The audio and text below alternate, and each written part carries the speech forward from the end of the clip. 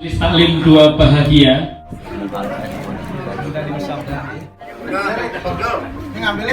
Ya Nabi salam alaika. Selanjutnya kepada guru kita Al-Habib Hamid bin Umar Al-Hamid, nanti mohon berkenan memberikan pencerahan dan tausiah kepada kita semuanya. Assalamualaikum warahmatullahi wabarakatuh. Alhamdulillah, Alhamdulillahil qail fi kitabihil azizil hakim. Ara'aita alladhi yukadzibu bid-din fadhalika alladhi yadu'ul yatim wa la yahuddu ala ta'amil miskin. Wa qala azza min qailin karim, فأما اليتيم فلا تقهر وأما السائل فلا تنهر وأما بنعمة ربك فحدث. وقال عز من قائل كريم ويسألونك عن اليتامى قل إصلاح لهم فيها خير. أشهد أن لا إله إلا الله وأشهد أن سيدنا ونبينا محمدا عبده ورسوله وحبيبه وخليله الهادي إلى صراط مستقيم والداعي إلى دين قويم.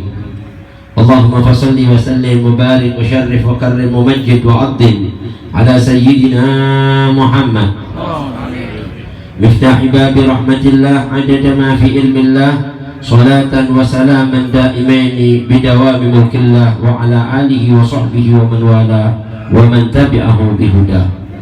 أما بعد، معاشر الحاضرين والحاضرات, معاشر muslimin wal muslimat rahimakumullah, yang sama-sama kita hormati, kita cintai dan selalu kita muliakan orang tua-tua kita, sesepuh kita, guru-guru kita, para alim ulama, para asatid, para hujjat, para tokoh masyarakat, wabil khusus hadir guru kita bersama Al-Mukarram wal-Muhtaram Ustaz Bi Haji Fathullah mata'alallah bitul hayatih wa nafa'ana bih wa bi ulumih, yang sama-sama kita hormati, kita muliakan orang tua kita, guru kita Al-Mukarram Al-Muhtaram Ustaz Haji Dr. Andas Haji Khairullah mata'alallah bitul hayatih wa kasarallah bi amsalih, yang sama-sama kita hormati, kita muliakan guru kita bersama Al-Mukarram Al-Muhtaram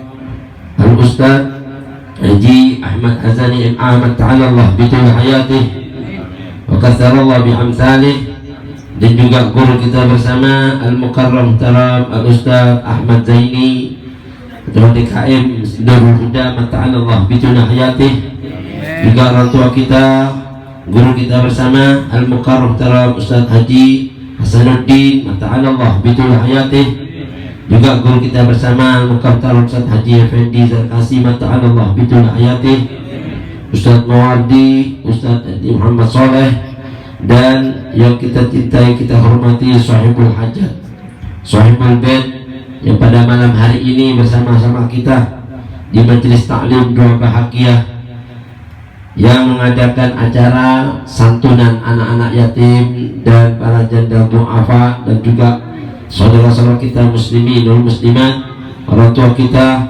bapak kita yang kita cintai Al-Mukarram Bapak Maman Purnama atau Muhammad ta'alallah bitul hayatih.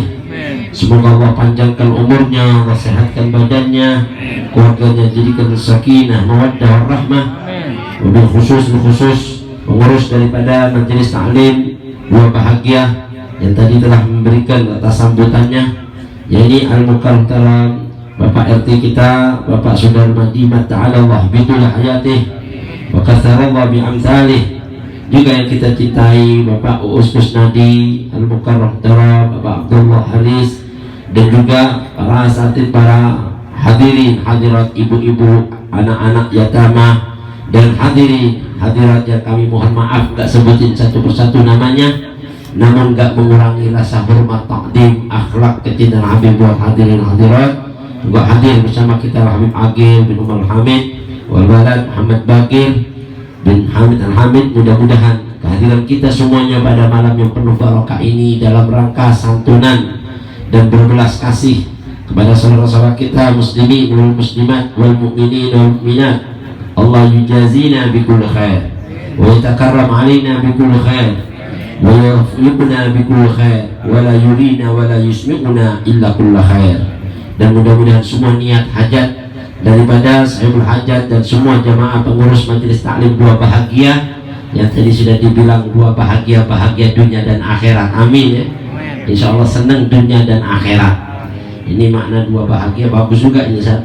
Allah yang ngasih nama ya. Insya Allah bahagia semua nih. Zahiran wa batinan, dua-duanya nih. Dunia dan akhirat, suami istri. Amin ya.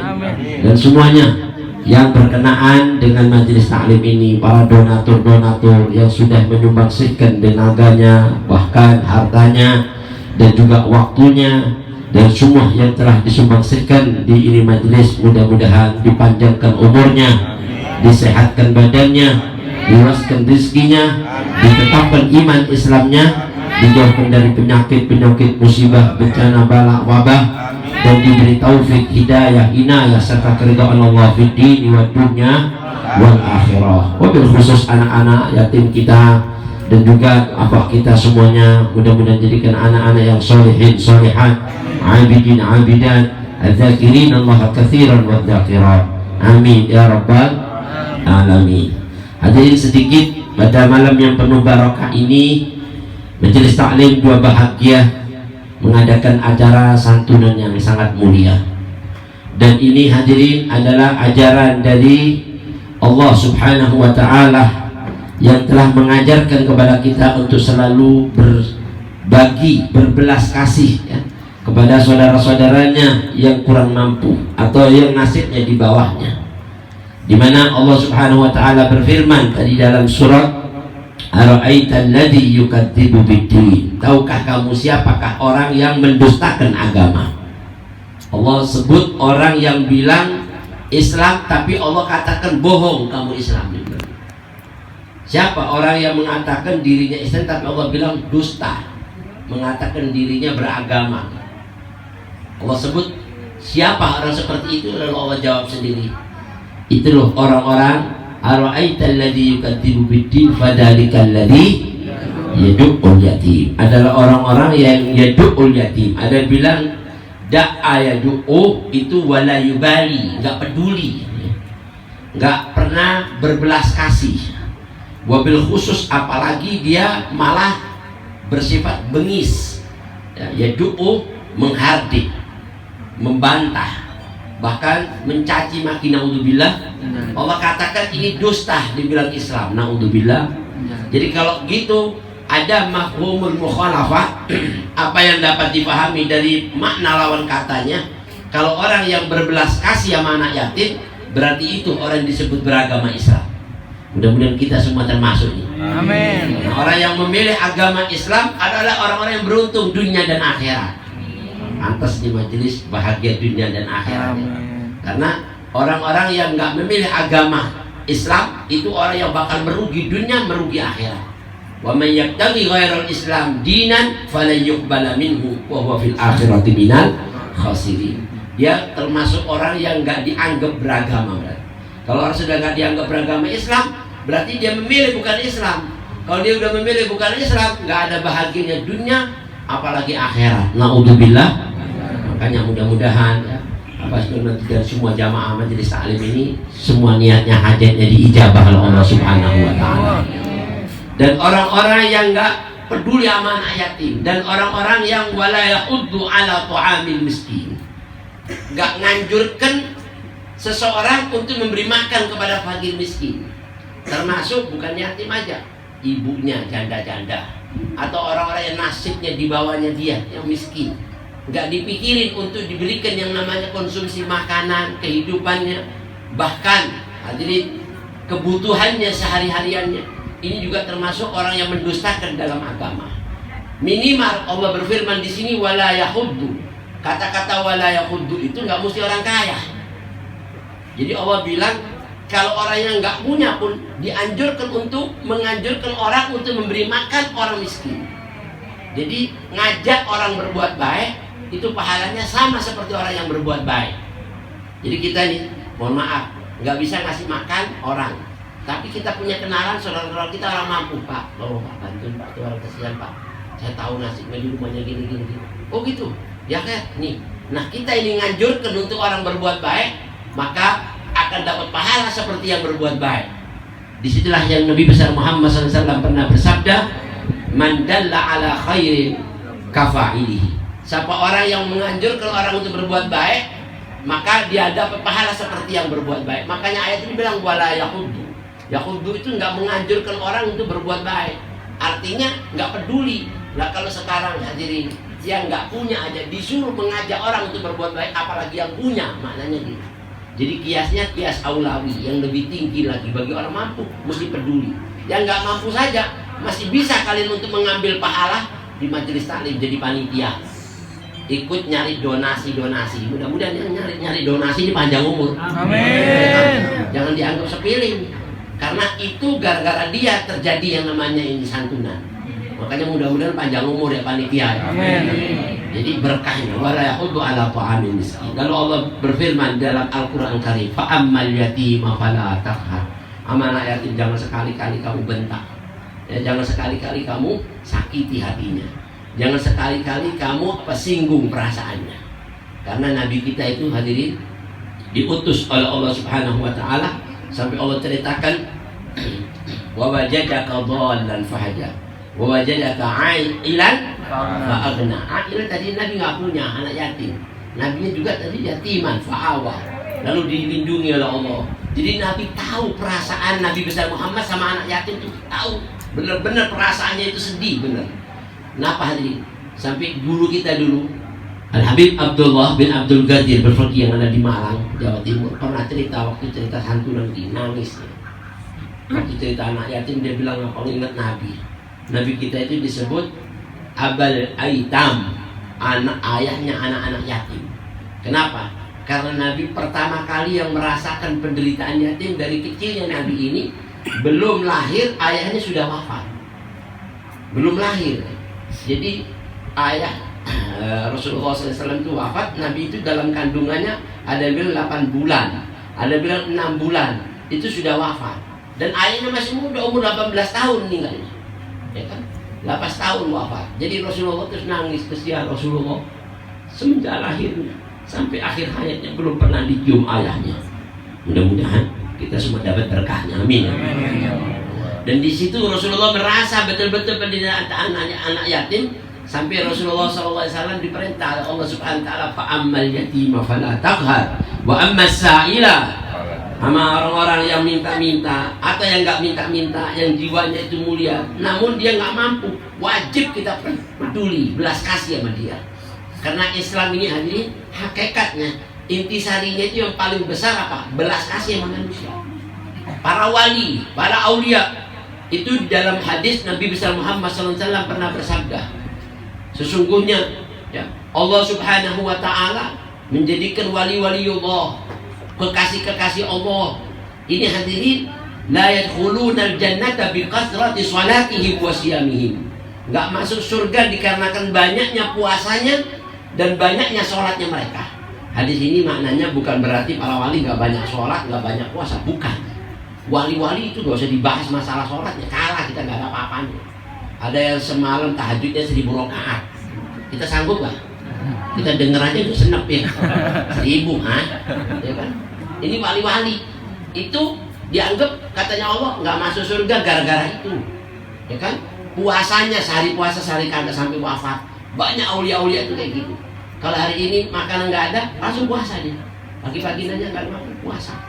Dan itu ada kesunahan bolehnya orang puasa nggak pakai niat di malamnya, di habis subuhnya ditanya istrinya nggak ada makanan sebelum zuhur, tapi belum makan ya, belum makan, jangan udah makan sebakul baru mau puasa kagak bisa. Habis subuh ini belum makan, nanya istri ada makan, nggak ada. Ya udah kalau gitu saya puasa, niat puasa hari ini boleh. Kalau puasa sunnah, kalau puasa wajib ya harus puasa apa niatnya sebelum subuh. Jadi para aulia itu sampai kayak gitu. Tapi Allah bilang dalam hadis Rasulullah SAW ini, mereka ini aulia Allah nggak masuk surga dikarenakan banyaknya puasanya dan dikarenakan banyaknya sholat mereka, tapi Mereka ini masuk surga dikarenakan apa? Walakin bisalamati sudur wa sakhawatin nufus warahmati bikulli muslim. Yang paling banyak memasukkan mereka ke dalam surganya Allah gara-gara bersihnya hatinya, belas kasihnya sama orang, dermanya, pemurahnya. Gara-gara ini yang banyak menyebabkan mereka masuk surga. Sakhawatin nufus, sakhawat itu pemurah. Kadang-kala buat dirinya susah orang minta dikasih. Mudah-mudahan kita kayak gitu semuanya, amin. Dan ini penyebab utama ya, bukan berarti sholat nggak masuk surga, bukan, harus sholat harus. Cuman itu hadirin amalan-amalan yang di nomor berapa dibanding yang namanya belas kasih. Makanya Nabi kita Muhammad SAW itu ajwadun nas bil khairi minar rihil mursalah. Manusia yang paling derma di antara semua manusia yang paling derma itu Nabi kita Muhammad. Dan belas kasihnya Nabi sama umatnya nggak usah ditanya udah. Ada ibu lagi Nabi lewat ngejar Nabi, mau biar anaknya ini dipegang tangannya sama Nabi, biar didoain Nabi, ngejar. Makanya bagus ya kalau ada guru-guru datang anak disamperin didoain, itu berkah. Subhanallah, ini ibu ngejar anaknya, apa ngejar Nabi bawa anaknya. Nabi doain anak sama. Diemnya anak, begitu keluar nangis, nangis, ya kan? Nangis, kenapa anak nangis? Katanya rupanya dia dipisahin sama Nabi nggak mau, dibalikin diem. Loh, kenapa ini? Nabi bilang nggak apa-apa sudah, nanti habis ini nggak nangis lagi. Udah, tahu-tahu subhanallah, udah diem. Tahu-tahu dia kangen lagi sama Nabi, begini udah jatuh lagi sama Nabi. Sudah, akhirnya ibu ini kesian namanya anak ini pisah sama Nabi, pokoknya kayak merintih gitu, disusui nama ibunya. Kenapa anaknya? Nabi anaknya masih nggak apa-apa, ntar diem. Akhirnya bener, abis disusuin diem. Terus ngelihat kayak gitu, Nabi bilang sama sahabatnya, ya ashabi, ara'aita hadal ya hadal kau tahu nggak itu ibu tadi? Kenapa ya Rasulullah? Dia lihat anaknya sangat sayang, betul-betul cinta sama anaknya. Nggak bisa anak ini nangis, dia langsung cari upaya supaya anak ini diem. Dan itu belas kasih ibu sama anak luar biasa. Sudah nggak bisa, sudah ditandingi. Tapi Rasulullah bilang apa? Wallahi inni la arham bi ummati min walidah li waladiha.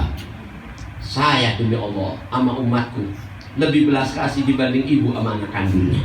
Sallallahu alaihi Nabi. Makanya Nabi ngajarin kita ini berbelas kasih. Sampai Allah hadirin pernah datengin orang tanya kepada Nabi kita Muhammad SAW tentang urusan anak yatim. Langsung Allah katakan kepada mereka, wa yas'alunaka 'anil yatama. Ya Rasulullah, yatim itu mesti diapain caranya supaya kita ini bisa benar. Allah bilang, "Qul islahul lahum fiha khair." Kalau dia mau berbuat baik sama mereka itu lebih bagus. Udah. Kata ulama, unasadakun sampai rumah, sebaik-baik rumah yang di dalamnya ada anak yatim walaupun satu, diberlakukan seperti anaknya sendiri dan dengan perlakuan yang baik, baik dalam didikan agama, dalam didikan hati tingkah laku dan lain sebagainya, akhlak, maka itu menjadi sebaik-baik rumah. Tapi kebalikannya, kalau di dalam rumah tadi itu ada anak yatim, bukan diperlakukan dengan perlakuan yang baik, tapi diperlakukan dengan perlakuan yang buruk. Na'udzubillah min dzalik. Nah, di sini pelajaran buat kita hadirin, mau jadi sebaik-baik rumah tangga, perlakukan itu namanya anak itu. Walaupun kita nggak bisa berbuat baik, minimal kita menganjurkan orang berbuat baik, kita dapat pahala seperti ini. Amin ya rabbal alamin. Dan dalam hadis, keutamaan yang mengangkat darajat seseorang nanti di akhirat dengan martabatul ulya, wal martabatul ulya wal quswatul, katanya ulama, wal quswatul ula. Nanti ada darajat yang paling tinggi di surga, martabat yang paling mulia di jannah. Itu katanya ulama, Nabi pernah ngomong, ana wa kafilul yatim lahu aw li ghairihi kahataini fil jannah.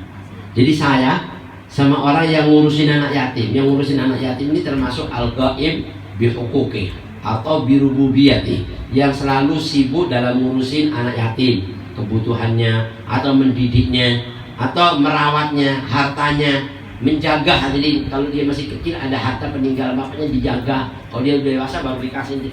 Ini yang kayak gini nih, kata Rasulullah SAW, dan ngurusin anak yatim, baik anak yatim itu lahu yang masih karib kerabatnya, mungkin anak dari saudaranya, ponakannya, anak dari familinya masih ada karib kerabat atau bukan karib kerabatnya. Mau masih karib kerabat atau bukan karib kerabat yang dia atur, maka kata Rasulullah, nanti dia sama saya seperti dua jari jemari ini. Wa asyara bisababah wal wusta wa farraja bainahuma. Ini kata Nabi, saya seperti dua jari jemari ini di surga. Saya ini yang ngurus. Jadi dua jari jemari ini kedekatannya, katanya ulama, jari petunjuk, jari telunjuk sama jari tengah. Nggak ada jari setelah jari telunjuk yang lebih dekat kepada ini kecuali jari tengah. Jadi kalau ini kan agak jauhan dikit, ini lebih dekat. Udah gitu Nabi masih eratnya lagi. Seperti dua jari jemari, terus kayak gini nanti di surga. Mudah-mudahan ya, tambah dekat sama Nabi ya. Dan kata ulama, ini Nabi ngasih isyarat jari. Jari itu hadirin adalah kebutuhan manusia, telunjuk sama tengah. Ini yang paling dibutuhkan orang. Kalau orang mau nunjuk-nunjuk ini, ya kan? Tengah perhitungan orang bisa tahu jari yang mana. Ini tengah, bisa memisahkan antara ini. Tengah itu sebaik-baik urusan. Sampai dikatakan wa khairul umur awsatuha. Termasuk jari tengah paling bagus, paling tinggi darajatnya. Dan juga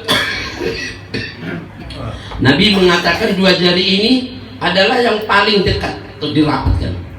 Dan kata ulama salihun, dari ini sama jari ini saling tolong menolong. Ini pengen nolong ini pengen nolong ini. Nanti di hari kiamat Nabi pengen ngasih syafaatnya dan kita pengen memohon syafaat. Dua-duanya bakal diberi oleh Allah. Dan itu fadilah orang yang peduli amanah yatim. Dan fadilahnya besar banget ya. Makanya acara ini mudah-mudahan berlanjut tahun demi tahun, amin. Nggak sampai putus. Kalau bisa insya Allah kita tambah lagi nantinya, amin. Bahkan katanya ulama salihun hadirin, ada martabah al-ulya wa darajatul quswa. Orang bilang darajat paling tinggi di surga itu nggak ada yang lebih tinggi dari Nabi Muhammad. Ada nggak yang lebih tinggi dari Nabi di sana? Nggak ada kan? Surga yang paling mulia surganya Nabi Muhammad. Kita nggak bisa nyampe ke derajat itu, minimal kita ikutin apa yang disabdakan Nabi, peduli sama anak yatim, nanti sama saya di surga. Nah surganya Nabi kan paling tinggi. Lah kalau Nabi surganya paling tinggi, kita disampaikan ke derajatnya Nabi tadi. Amin ya Rabbal. Amin. Bahkan ini katanya ulama al-ma'iyah, kebersamaan sama Nabi itu nggak ada lagi yang lebih tinggi dibanding semua nikmatnya surga. Sampai ulama bilang apa, kalau seandainya saya masuk surga nggak ketemu Nabi, mendingan keluar dari surga dulu. Subhanallah. Sampai ada ngomong begitu, surga dengan semua kenikmatannya nggak membuat saya rindu, ya, dibanding Nabi besar Muhammad. Bagaimana? Saya nggak rindu Nabi besar Muhammad karena surga sama isinya semua diciptakan karena junjungan Nabi besar Muhammad. Nah, ini yang mengajarkan kita kepada amalan-amalan yang mulia. Nah sedikit hadirin fadilah tentang orang yang menyantuni anak yatim. Nabi mau nanya anak-anak yatim tadi udah didoain nggak ini Sohibul Bait? Itu udah diem? Belum ya? Ayo doain, ngomong amin aja ya. Amin aja, nggak usah doa panjang-panjang udah anak yatim, nggak usah disusahin. Gampangin aja, ngomong amin ya. Kita doain Sohibul Bait panjang umur. Doain semua majelis taklim ini dua bahagia dunia akhirat. Dijauhkan dari penyakit, musibah, bencana, bala. Diberi taufik, hidayah, inayah serta keridhaan Allah.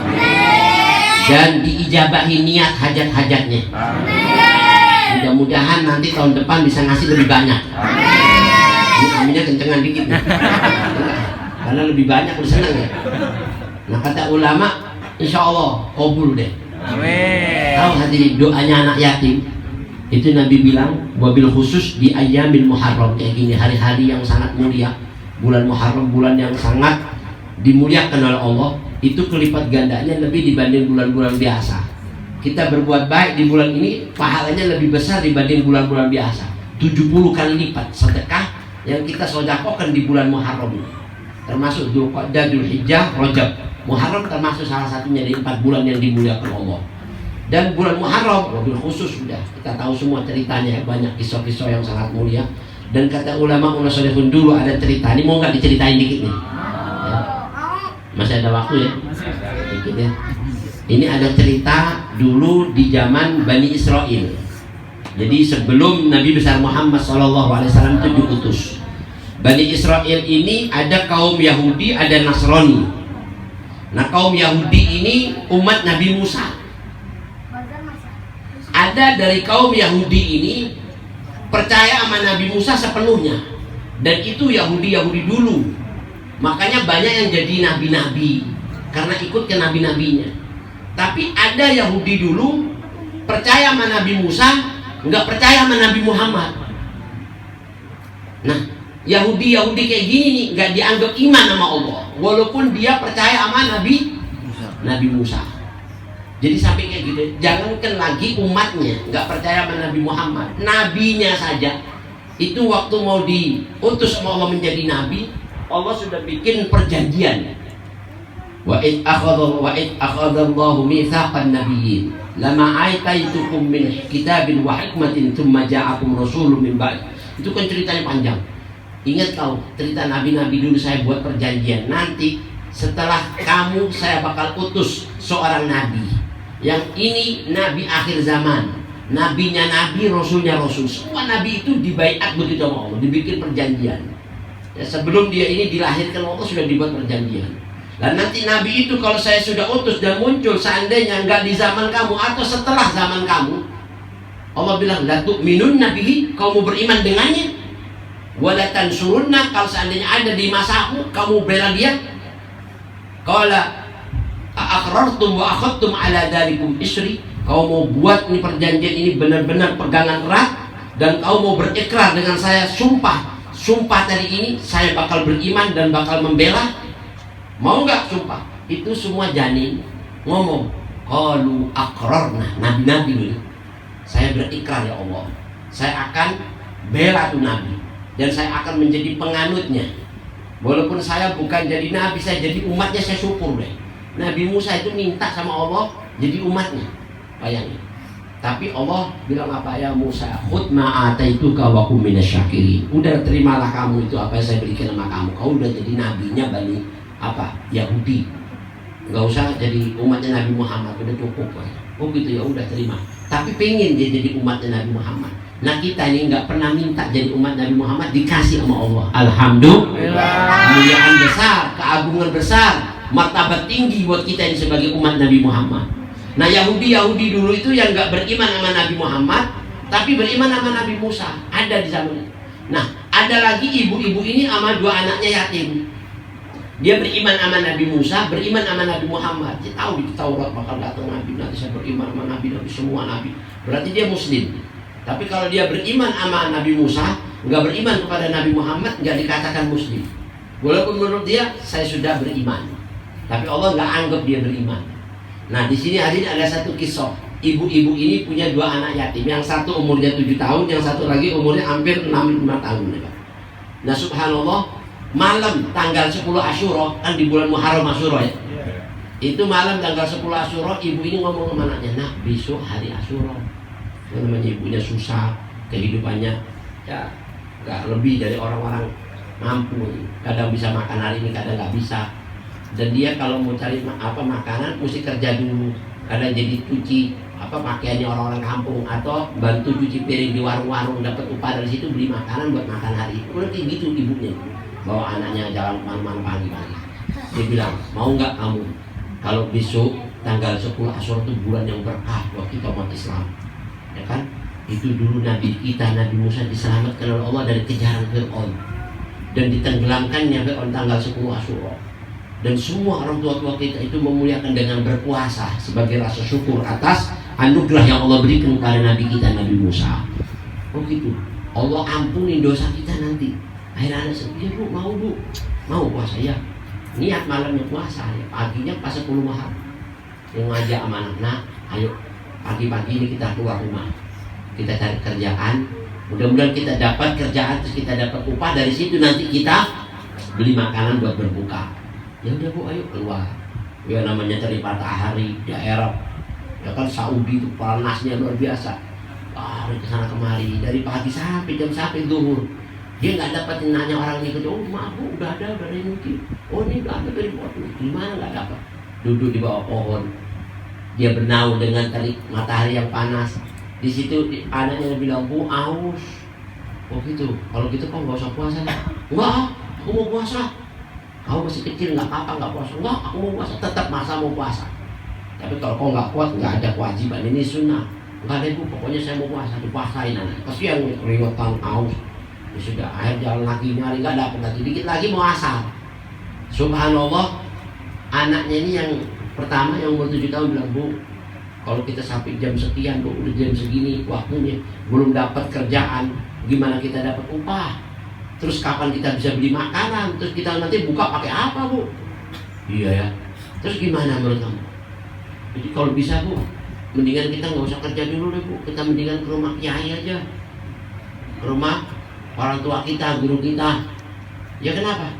Kita ke situ pinjam duit, Bu. Pinjam aja. Nanti kalau kita udah dapat duit, kita bayar ya. Oh gitu ya. Oh iya benar juga nih. Ya sudah, datang. Udah ke rumahnya pakai gedongan, orang yang mampu kaya. Sampai ke situ dia bilang, tok pintu. "Assalamualaikum warahmatullahi wabarakatuh." Ini kok nyambung di sini ya, nyambung. Ya udah nggak apa-apa deh, berarti ceritanya nyambung nih. Dia cerita, "Waalaikumsalam." Dibuka. Yang buka pembantunya. Tanya sama Pak Kiai, "Siapa itu?" "Wah, Pak Kiai ada tamu." "Siapa?" Tanyain. "Oh, Bu, saya ibu ini dari mana saya kampung ini?" "Kenapa?" "Ini anak saya 2 yatim." "Oh, kenapa?" "Enggak, saya mau ketemu Pak Kiai, mau ada urusan sedikit." "Oh iya, saya sebentar ya." "Pak Kiai itu ada katanya butuh, Pak Kiai mau ngomong." "Siapa?" "Ada janda sama 2 anak yatim." "Oh gitu, coba." "Oh, dari mana, Bu?" Tanya. "Saya dari sini." "Siapa?" "Saya sini." "Ini siapa?" "Ini anak saya yatim." "Oh, Rasul nggak ada, meninggal." "Oh, ini yatim ya." "Terus kenapa?" "Ini Pak, demi hari baik, bulan baik, Muharram, Bapak seiman seagama dengan saya malu sebenarnya mau ngomong. Cuman karena saya lihat Pak Kiai, guru kita, orang tua kita, ini juga anak saya lagi puasa, menghormati tanggal 10 Asyura. Saya biasa kerja, cuman nggak dapat upah hari, nggak dapat kerjaan, jadi saya mau beli makanan nggak ada. Dikit lagi mau buka nggak ada makanan. Kalau Bapak nggak keberatan, boleh nggak saya kemari ini dengan berat hati ngomong, mau pinjam duit 200 dirham aja. Nanti insya Allah besok saya dapat kerjaan, saya bayar." Dilihatin dari kaki sampai kepala. Waduh, pinjam duit lagi nih, ya kan? Katanya lagi, "Udah deh, gini aja. Ntar kamu 1 jam lagi balik ya." 1 jam lagi. Biasanya ini menurut Pak Kiai kalau suruh balik, dia nggak balik nih. Ya kan? Ya sudah. "Oh gitu Pak, ya." "Terus gimana? Nggak bisa. Ntar 1 jam lagi aja balik." Ya udah, oke. Tapi dia nungguin di bawah pohon sana, nungguin sampai 1 jam. Begitu 1 jam, "Bu, gimana Bu? Udah 1 jam nih." "Ntar dulu ya, kasih waktu dikit biar Pak Kiai tenang." Katanya sudah balik lah 1 jam, balik. "Assalamualaikum warahmatullahi wabarakatuh." Masih assalamualaikum lagi di sini ya. Ya kan dibukain, "Loh, pembantunya buka. Loh, kok ada lagi?" "Enggak, sama Pak Kiai suruh balik," katanya. "Oh gitu, ya sudah benar." "Bu, Pak Kiai kenapa?" "Itu ibu tadi datang." "Loh, balik beneran dia, balik." Waduh, bilangin aja deh kapan-kapan aja deh kemarin deh. Astagfirullah. Jadi kiai ada yang pelit juga ya. Tapi nggak ada sih di sini, nggak ada insya Allah. Ini zaman dulu nih, cerita zaman dulu nih. Ya kan, sama sekarang sih alhamdulillah 22 juta ini. Insya Allah berkah nih kiainya itu. Ya subhanallah, ditanya, "Itu gimana nih?" Katanya, maaf Bu, katanya pembantu. "Kenapa?" Pak Kiai bilang, "Lain kali aja nih Bu, yang sekarang." Tadi katanya suruh balik. Iya katanya lain kali aja, nggak ada sekarang. "Oh gitu, gimana sih Pak Kiai ini?" Katanya anak kecil. "Bu, Pak Kiai kok pelit ya?" "Udah nggak usah ngomong gitu." "Dia kok bohong Bu ya?" "Udah ngomong nggak usah gitu." "Masa Kiai bohong?" "Ya sudah ngomong macam-macam." "Udah nggak usah ngomong gitu, biarin. Itu orang tua, biarin aja, nggak usah doain aja." Enggak mau doain." Allah, lihat nih, orang pelit nggak ada yang mau doain. Ya kan? Akhirnya sudah nih, nggak usah. Ayo kita jalan. Tiba-tiba di sebelah rumah Pak Kiai ini ada rumah pendeta Yahudi lagi. Nah Yahudi dulu percaya sama Nabi Musa, nggak percaya sama Nabi Muhammad. Jadi dia belum beriman. Begitu. "Bu, di rumah ini aja Bu, jangan." "Kenapa?" "Dia nggak seiman, nggak seagama dengan kita." "Loh katanya dia pendeta Bu." "Iya pendeta sih, tapi nggak percaya sama Nabi Muhammad ya." "Oh gitu Bu, tapi nggak apa-apa Bu, kan kita cuma mau pinjam doang. Barangkali kita dibantu Bu." "Kalau nggak pun tak susah lagi, kita mau makan apa ntar pulang." Oh iya ya, aduh kasihan dia terpaksa. Ya kan dengan berat hati dia memberanikan diri. Sampai di situ nggak ngomong assalamualaikum, namanya pendeta ya kan? Ya kan? Mas sore, ya kan? Begitu, kenapa? Pas yang buka langsung pendetanya lagi. Oh, siapa ini? Saya ibu jandanya. Loh ini ibu janda, ini anaknya yatim ya. Emang kenapa bu? Ada apa? Coba ngomong aja. Langsung di poin. Kenapa bu? Ini Pak, saya minta maaf, sebelumnya saya malu mau ngomong, sebenarnya saya ini nggak enak, saya orang Islam, Bapak. Wah, nggak ada urusan itu, urusan masing-masing deh. Dia bilang, kenapa? Enggak, demi hari baik, bulan baik. Ya kenapa? Loh, emang benar nih hari baik ini, 10 Asyura, benar. Dia tahu orang Yahudi itu menghormati Asyura juga. Maaf Pak, saya lagi puasa. Loh, ibu puasa? Saya juga puasa bu. Wah, hebat juga katanya. Anaknya, hebat ibu. Dia nggak usah ngomong gitu. Katanya, ini ya.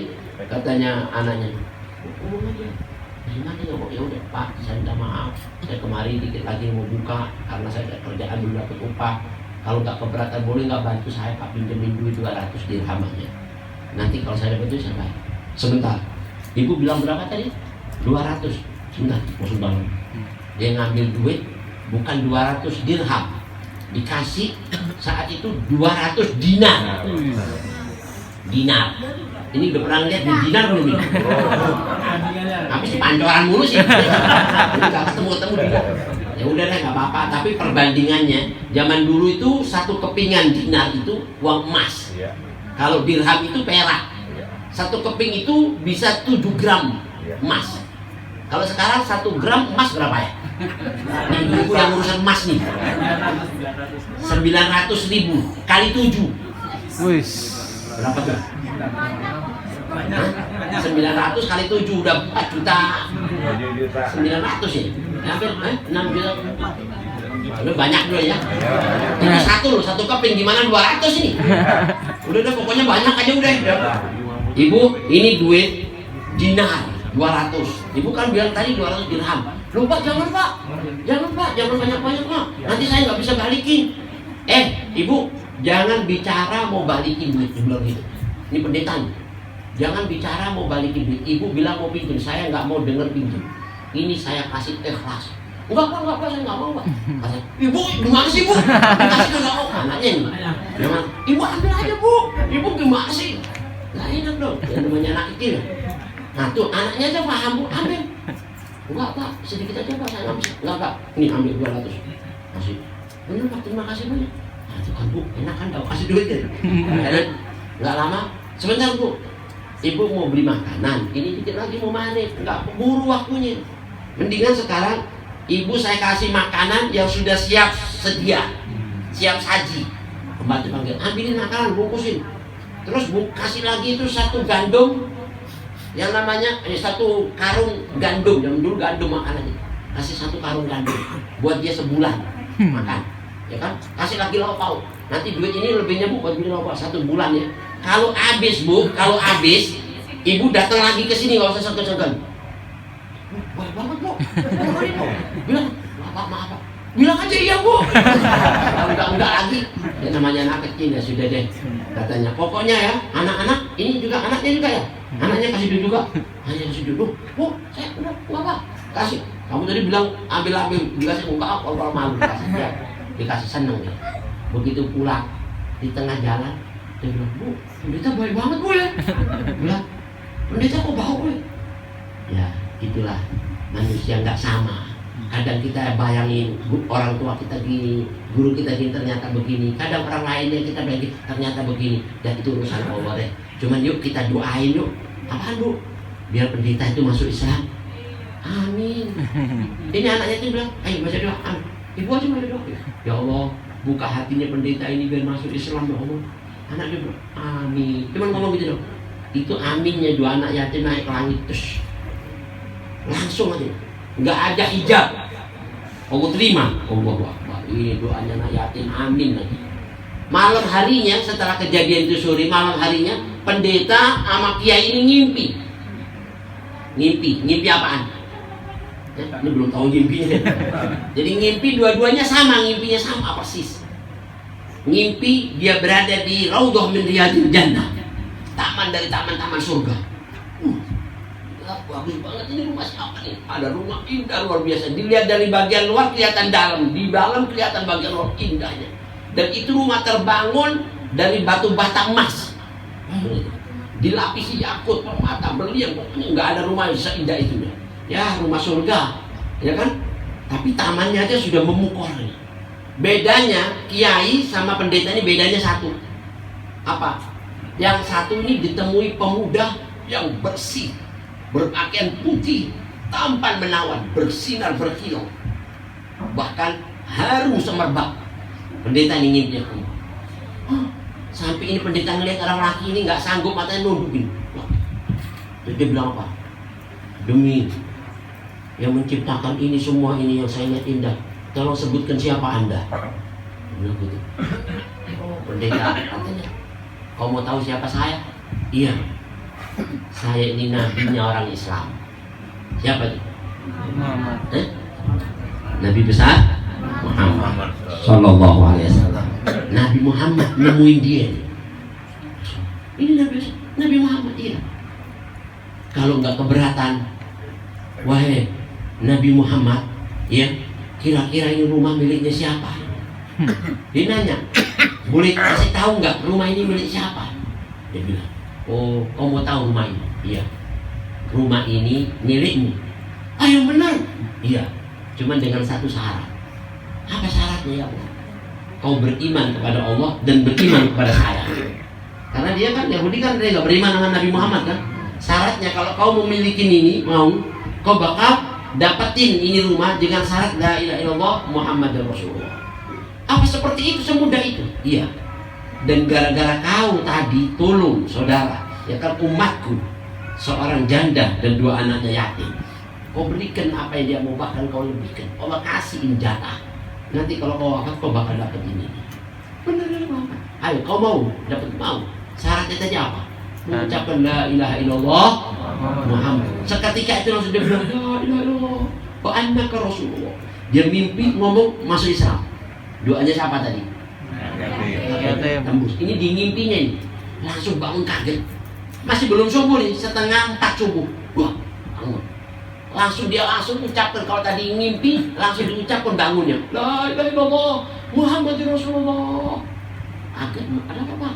Saya berubah, sekarang berubah agama, saya pindah agama, saya masuk Islam. Loh, kenapa? Udah, saya mimpi tadi gini-gini. Kalau gitu saya masuk Islam. Ya, ayo kita masuk Islam. Dia ajak keluarga yang masuk Islam. Nah, Pak Kiai mimpinya mimpi apaan? Ini mimpinya ngeliat surga, cakep di kawan Nabi. Cuman yang nemuin bukan Nabi, yang nemuin tukang kebun. Ya, tukang kebun lagi ngerawat pohon, ngurus. Oke, bangun. Ini siapa sih teriak-teriak nih? Tukang kebun. Pak, yang sopan dikit apa Pak? Waktu bukannya assalamualaikum. Oh ya, waalaikumsalam. Kenapa Pak? Sini kamu. Udah gitu. Ini orang merawat kebun dari pagi sampai kecapian, berkeringat, rambutnya kusut, baunya bau, ya kan? Udah gitu nggak ngenakin mukanya. Kenapa sih Pak? Pagi-pagi gangguin orang kerja nih. Saya mau nanya, ini rumah siapa? Bapak siapa? Jadi omel-omelan dulu nih, ya kan? Jadi bukan yang enak, omel-omelan dulu. Makanya orang pelit diomelin mulu nih. Akhirnya apa? Bapak siapa? Saya Kiai, tahu? Kamu nggak kenal saya? Saya nggak tahu Pak, pokoknya Bapak siapa? Bilang, saya Kiai dari kampung ini, RT ini. Loh, Bapak dari kampung ini, kota ini, RT ini. Loh, maaf, kenapa emangnya? Bapak nanya ini rumah siapa? Iya, Bapak mohon maaf ya, kalau yang saya tahu dari kepemilikan rumah ini, dari sertifikatnya istilah kata yang Allah kasih tahu sama saya, ini rumah milik Bapak. Yang benar, alhamdulillah. Bentar dulu Pak, jangan alhamdulillah dulu. Emang kenapa? Oh nggak boleh alhamdulillah. Bukan nggak boleh alhamdulillah, tapi nggak jadi. Kok gitu Pak? Kamu kok bilang nggak jadi? Tadi kamu bilang milik saya. Iya tadinya Pak, tapi nggak jadi katanya Allah. Tadi baru dikasih tahu sama Allah. Loh kenapa? Katanya nggak jadi. Alihkan kepemilikannya milik pendeta sebelah rumahnya dia. Oh, nggak mungkin lah. Kalau pendeta masuk surga, nggak mungkin itu. Terserah Bapak mau bilang mungkin atau kagak mungkin, yang jelas Allah berfirman kayak begitu tadi. Yang benar, kenapa? Bapak sih pelit. Loh kenapa? Kok belum pelit? Tadi sore Datang saudara bapak jaga sama 2 anak yatim, mau pinjem duit lagi puasa, hari baik bulan baik, bapak nggak tolong. Allah kesal, Allah nggak terima. Akhirnya kepemilikan ini dialihkan buat pendeta. Yang pendeta tadi datang tuh saudara bapak ke sini, mau minjem duit 200, bukan lagi dikasih 200 dinar. Oh gitu, apa lagi dikasih lagi gandum, dikasih gini. Oh iya, kalau gitu gua samperin sekarang nih. Bangun nih, astagfirullah, ya kok nggak jadi milik saya, disamper. Pas setengah 4 subuh datang ke rumah pendeta tadi itu, digedor. Pendeta bangun. Kaget, siapa tuh? Coba bukain pembantu. Pendeta itu jangan bilang pendeta saya nggak mau jadi pendeta lagi. Kenapa? Saya sudah Islam. Oh ya gitu. Itu Pak Kiai. Kenapa Pak Kiai datang ke sini? Bukain. Pendeta, maaf jawab saya pendeta. Kenapa? Udah deh nanti saya ceritain. Kenapa bapak pakai subuh-subuh kemari? Sini saya mau ngomong. Apaan? Kemarin sore ibu-ibu sama 2 anak yatim datang ke sini, saudara saya. Udah tuh.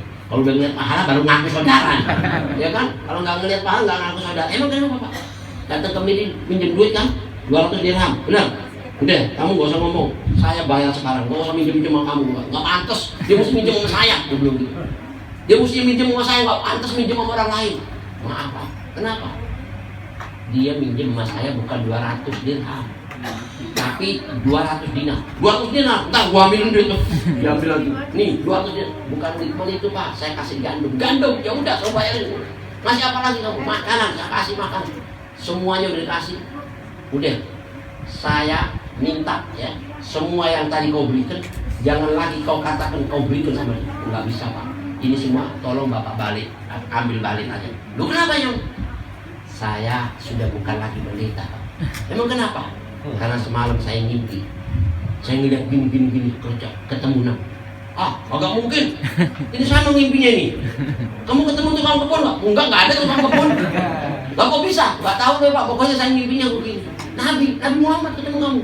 Masa sih? Iya. Di sini ada di pelajaran di dalam kitab Fawaidul Akhyar ini diceritakan. Lihat, orang pemurah itu walaupun dia bukan orang muslim, Nabi itu masih berharap ketemu dia. Pemurah nih, karena derma. Nabi itu senang dan Nabi mengharap dia masuk Islam dari berkahnya pemurah. Dan dengan doanya anak yatim juga Allah ijabahi sehingga dia bisa masuk Islam. Orang kafir pemurah dengan niat yang tulus dia dikasih hidayah masuk Islam. Bagaimana orang Islam yang pemurah tulus, insya Allah tetap teguh dalam iman dan Islam. Nah subhanallah hadirin, ini kiai pelit, Allah nggak suka, bahkan Nabi nggak mau melihat dia. Makanya ada hadis bilang apa hadirin? Al-Karim Habibullah walau kana jahilan. Jadi orang pemurah itu kekasih Allah walaupun dia orang jahil. Tapi wal bakhil aduwwullah walau kana abidan. Orang bakhil musuhnya Allah walaupun ahli ibadah. Lihat ya. Jadi kata ulama orang pemurah itu bakal menjadi kekasih Allah. Dan dulu hadirin, Nabi Musa itu pernah meninggalkan umatnya. Di antara umatnya itu ada namanya Samiri. Samiri kenal nggak nih? Enggak. Samiri beda ya. Samiri. Ya kalau bisa jangan sama Samiri deh, Samiri aja enggak. Samiri ini ditinggalkan sama Nabi Musa, dikasih tahu, tolong ya saya tinggalkan ini, saya dipanggil sama Allah. Suruh ngajak 40 pilihan umatku anak aja. Kamu enggak. Kamu atur ini orang-orang. Dia kesal. Akhirnya ditinggalkan kata Nabi Musa, saya wasiat satu, jangan bikin apa-apa dan jangan sampai murtad ya. Kamu sekarang sudah beriman sama Allah, sudah selamat dari kejaran Fir'aun, Allah selamatkan dari laut terbelah. Jaga iman sampai mati. Mau sakit hati dia. Akhirnya pergi, dia bikin anak lembu, disuruh orang-orang itu dipengaruhi, hadirin murtad, nyembah lembu, ya kan? Akhirnya Nabi Musa datang pada nyembah lembu nih. Tadi sudah dibilang nggak boleh nyembah 40 hari, balik sudah berubah iman. Kesal. Nabi Musa manggil Nabi Harun, kenapa? Kamu nggak jaga dia? Udah Nabi Musa, ini nih Samiri nih biang keroknya nih. Kenapa? Dia yang nyuruh orang-orang nyembah ini. Katanya kita ini nggak pantas kalau punya Tuhan nggak kelihatan, sementara orang-orang lain punya Tuhan ada sesembahannya, sehingga dia bikin ini akan butuh disembah. Emang ahlinya Samiri bikin anak lembu sehingga ditiup angin sehingga keluar suara. Anakku bisa ngomong. Nah ini Tuhan. Coba. Itu kesannya Nabi Musa. Allah wahyukan tuh ya. Semua itu Nabi Musa harus dihukum kalau mau tobat. Hukumannya apa? Dibunuh. Ayo. Zaman dulu itu hukumannya bunuh. Yang durhaka nggak pakai kayak sekarang. Ditobatnya, tobatnya dibunuh. Tapi semuanya dibunuh kecuali Samiri. Kata Allah, ya Musa, Samiri jangan dibunuh. Loh ya Allah, gara-gara dia ya Allah biar keroknya. Dia yang nyuruh nih. Jangan dibunuh Samiri. Terus hukumannya apa? Samiri buang aja ke pulau yang mana. Jangan sampai mati ketemu kamu dan kamu ketemu dia, jangan. Begitu. Buang pokoknya ke pulau mana, ya. Dia jangan sampai ketemu kamu sampai mati dan kamu jangan ketemu dia sampai mati. Jadi udah dibuang udah. Tapi dia nggak dibunuh. Akhirnya Nabi Musa heran, ya Allah. Yang lain ini cuma ngikutin Samiri tapi harus dibunuh. Sementara Samiri yang bikin ini sesembangku nggak dibunuh. Kenapa ya Allah? Kau mau tahu ya Musa? Kenapa saya nggak suruh kau bunuh dia? Karena dia beda dengan yang lain. Itu Samiri kerjaannya kalau setiap pagi sering ngasih duit anak-anak kecil, sering sedekah. Ya, dari gara-gara baiknya sampai hukumannya diringankan sama Allah Subhanahu wa Ta'ala. Nah, mudah-mudahan malam yang penuh berkah ini ya, kita semuanya merayakan acara santunan anak yatim. Berharap sama Allah, niat kita, hajat kita semua diijabah oleh Allah Subhanahu wa Ta'ala. Khusus panitia-panitia majelis taklim, doa bahagia dan semua pengurusnya, donaturnya dan semua jamaahnya yang hadir dan gaib, diijabah niat-niat hajatnya, hajatul dunya bil maisarah wa hajatul akhirah bil maghfirah. Bismillahil Fatihah.